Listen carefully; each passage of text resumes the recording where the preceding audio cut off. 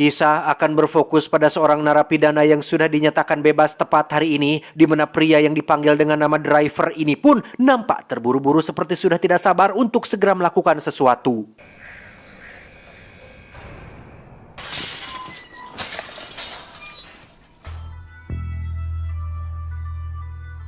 Sesaat setelah keluar, si driver pun langsung pergi menuju ke sebuah tempat mobil bekas di mana dia nampak sudah mengetahui bahwa di situ ada sebuah mobil yang sudah disediakan beserta dengan sebuah foto dirinya bersama saudaranya. Namun kita bisa melihat bahwa ada sebuah berkas-berkas dan foto seorang pria yang sepertinya adalah target yang ingin dia datangi.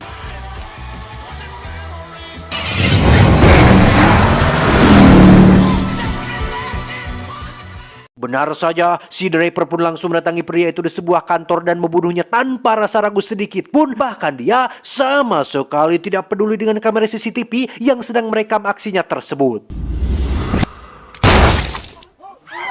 Dan inilah Faster. Di sisi lain kita akan melihat seorang pecandu narkoba yang terlihat sedang membeli barang haram, di mana Anda akan terkejut ketika mengetahui bahwa ternyata si pecandu itu adalah seorang petugas penegak hukum yang kita panggil saja si polisi.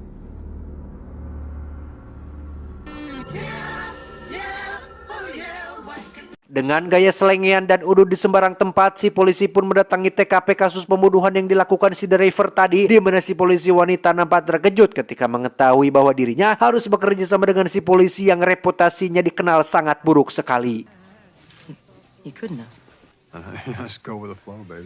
Kembali ke si driver yang mendatangi seorang penyedia jasa pencari identitas, di mana mobil dan nama target yang sudah tersedia tadi siang adalah dilakukan oleh si pria ini. Sesuai kesepakatan, si driver pun memberikan uang yang akan ditukar dengan daftar nama-nama target yang akan si driver bunuh, di mana saat si pria ingin negosiasi ulang harga, si driver pun menolak melakukan hal tersebut.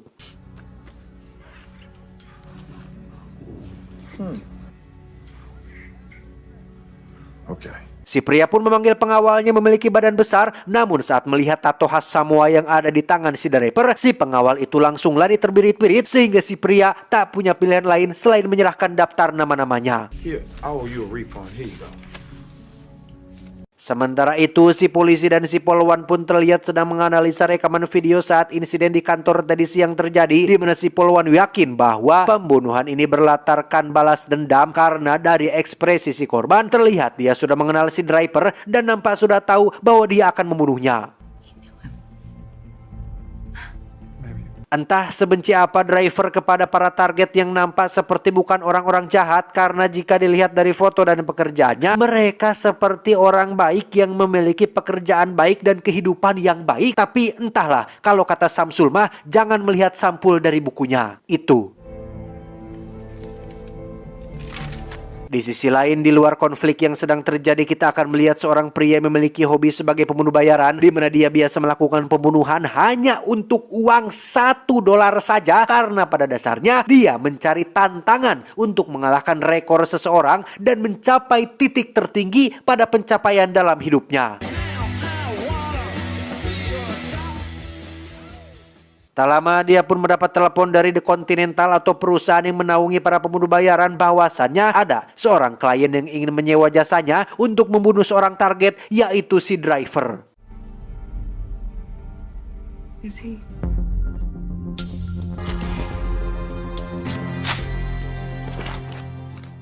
Sementara itu, si polisi dan polwan akhirnya berhasil mengungkap asal-usul driver yang ternyata dulunya adalah seorang supir bagi para perampok bank, di mana dia dan sang kakak alias saudaranya terkenal memiliki kemampuan melarikan diri yang sangat lihai.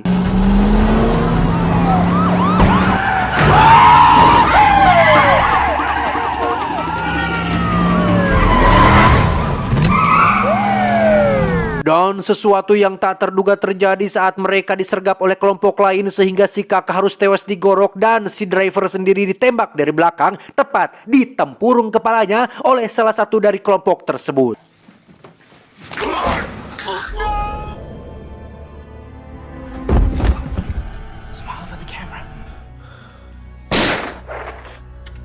Dan sekarang semuanya menjadi masuk akal ketika si driver sangat ingin sekali membunuh mereka semua karena dengan bangkitnya dia dari kematian, bukan bangkit sih tapi lebih keberuntung karena pelurunya tembus pipi dan tidak mengenai bagian vital dari otaknya, sehingga untuk para pelaku siap-siap saja kalian semua akan diburu dan akan menghadapi kematian cepat atau lambat.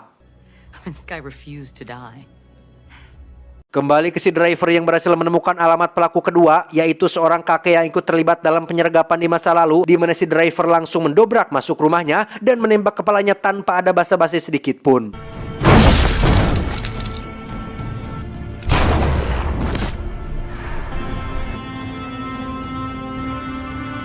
Saat akan pergi, ternyata si pembunuh bayaran sudah ada di sana, di mana mereka terlibat adu tembak yang membuat si pembunuh bayaran kewalahan sampai-sampai tangannya gemetaran, yang mana itu baru sekali dia alami sepanjang karir pembunuhannya, sehingga ia semakin berambisi untuk mendapatkan si driver. Namun karena motivasinya berbeda, si driver pun berhasil lolos pada hari itu.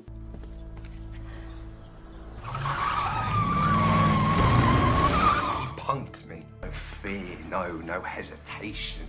Nothing. Tanpa membuang waktu, si driver pun langsung menuju ke pelaku ketiga yang sekarang bekerja sebagai staf keamanan di sebuah klub malam, di mana saat driver menjalani pemeriksaan oleh seorang penjaga, di situ kita bisa melihat wajah dendam dan tatapan yang tak sabar untuk membunuh, di mana si driver masih ingat betul bahwa tangan pria itulah orang yang telah menggorok leher saudara laki-lakinya.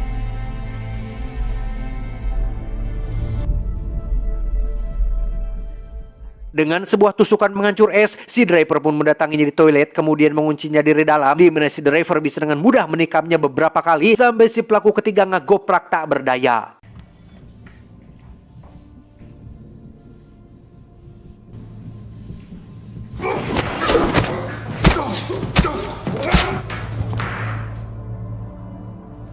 Di detik-detik sekarat itulah si pelaku pun mengatakan bahwa dia memiliki seorang putra dan memohon agar si driver mau menyampaikan permohonan maafnya kepada anaknya tersebut.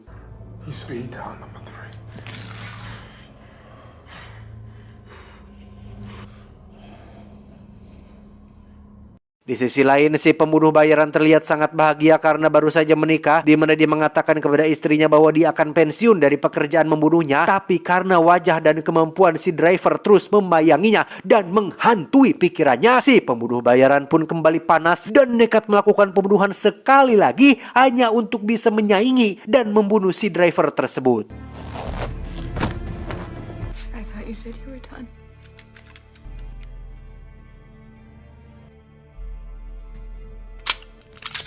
Kembali ke si driver yang sedang dalam perjalanan menuju pelaku keempat, di mana mobilnya tiba-tiba terhenti saat mendengar berita di radio bahwa pelaku ketiga yang tadi dia bunuh ternyata belum meninggal dan sedang dirawat di rumah sakit dengan kondisi kritis, sehingga si driver memutuskan untuk putar balik dan menyelesaikan apa yang sudah dia mulai.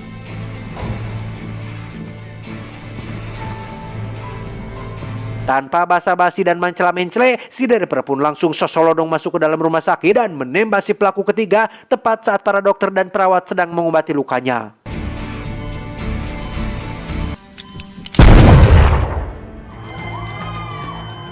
Si polisi yang kebetulan ada di sana pun langsung bergerak ketika mendengar suara tembakan, di mana dia mencoba mengejar si driver ke ruang bawah tanah, tapi tiba-tiba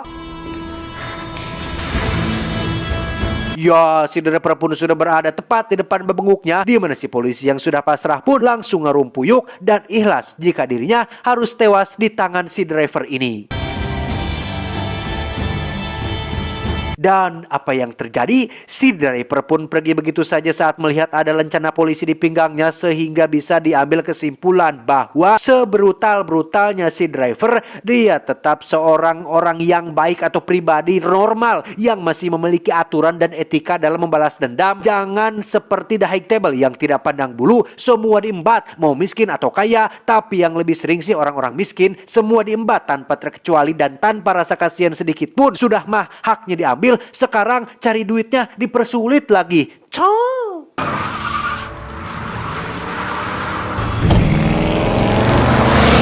Saat akan pergi, si driver pun langsung disambut oleh si pembunuh bayaran yang berambisi mendapatkannya, di mana mereka terlibat kejar-kejaran yang membuat si pembunuh bayaran terpojok.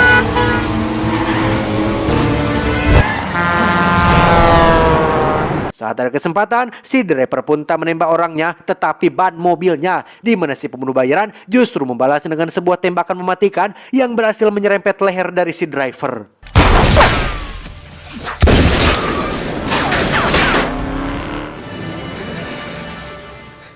Singkat cerita, esok pagi pun tiba. Si driver pun terlihat sedang dalam perjalanan menuju pelaku keempat alias pelaku terakhir yang menjadi target buruannya, di mana si pelaku yang satu ini akan sangat amat membuat si driver ini dilema karena sekarang si pelaku benar-benar sudah bertaubat dan berprofesi menjadi seorang pendeta yang sangat taat.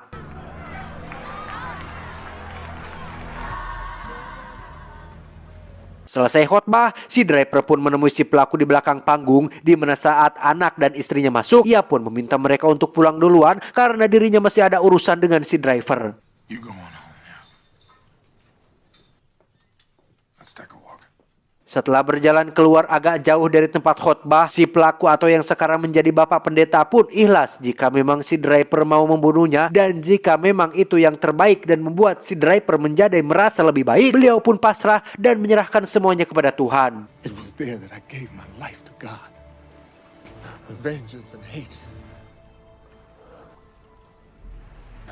I can't. Dengan emosi yang meluap-luap dan jiwa yang dipenuhi dendam, ternyata tidak membuat si driver menutup hatinya karena ternyata masih ada sedikit hati nurani dalam dirinya sehingga dia memutuskan untuk membiarkan si pelaku keempat hidup agar bisa memberikan hal positif kepada orang-orang banyak.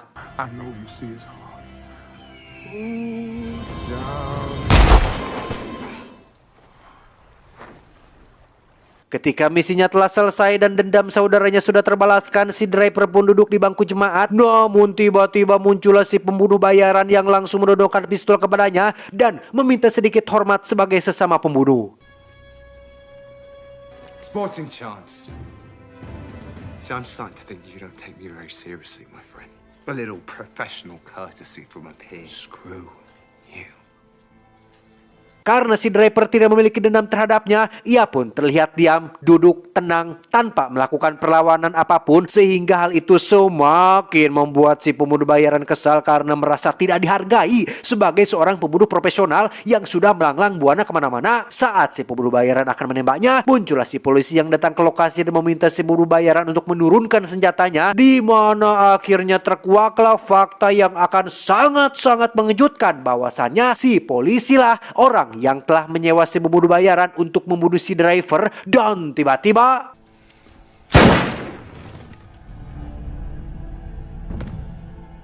ya, si polisi pun menembak kepala si driver tepat di bekas luka tembakannya dulu, di mana kita akan diperlihatkan kilasan masa lalu yang menunjukkan bahwa si polisi lah orang yang telah menembak kepalanya sekaligus otak dari penggerbekan dan pembunuhan atas saudara si driver ini. Walah. I had to finish what I started. We didn't even know about you. Forgot to pay you. Call it a hobby. Di saat bersamaan kita akan melihat si polwan yang sedang dalam perjalanan menuju ke TKP, di mana dia terkejut saat melihat berkas-berkas yang baru saja ia terima karena di situ terdapat 5 pelaku termasuk si polisi, di mana keempat pelaku itu dulunya adalah para informan yang dikendalikan langsung oleh pihak kepolisian. Go with the flow, my ass. Kembali ke si polisi yang sedang teleponan romantis dengan sang istri, di mana dia mengatakan bahwa dirinya akan segera pulang dan ingin segera melakukan olahraga berkeringat, tapi tiba-tiba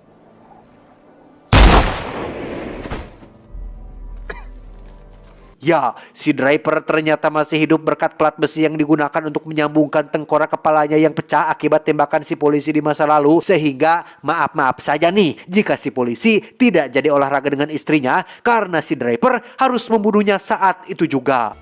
I created my own hell.